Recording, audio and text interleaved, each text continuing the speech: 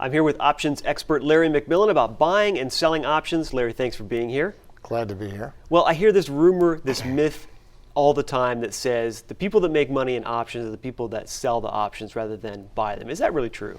No, it's not really true at all. It depends on the environment, really.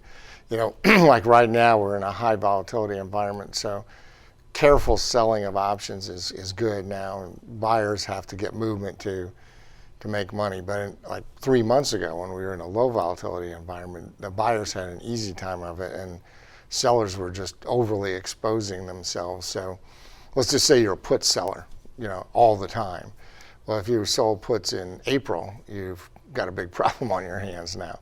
Whereas if you sell puts now, you can sell them so far out of the money for a good price that you're probably going to be okay.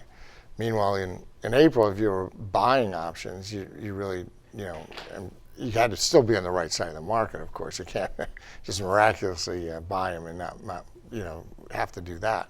But they were cheap enough that the losses were small when they were losses and the gains were good when they were gains. Now, buying options are probably too expensive unless you happen to catch these, time these moves. So is that really the general rule then, that when there's high volatility, you should really consider more selling of options? When low volatility, consider buying them? Exactly. I mean, that's, in a nutshell, that is it.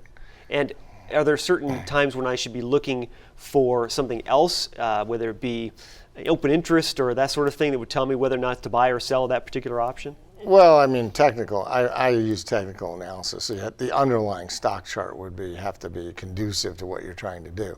So if the stock is dropping like a rock, like BP, then even though the puts look great to sell, I don't think I'd sell them. You want some stability. So you can find something like some of the insurance companies, like Prudential and that. They're very expensive puts, but to me the charts are okay, and those would be a decent sale. And when you say they're expensive, what's causing that? What causes you to say that they are expensive? Well, people are buying them for protection usually, and they're overpaying, quote unquote. So I mean, who knows what overpaying really means? But I mean, that's the general gist of things. So when in a bear market or a bearish trend, people say like, well, I need this protection, and they'll just pay like a ridiculous price for the puts. Just to hedge themselves, they'll pay whatever the cost is. Right, exactly. When in April they could have bought them cheap and it wouldn't have been a problem, but they didn't think they needed them then. Larry, thanks for your time. Sure. You're watching the MoneyShow.com video network.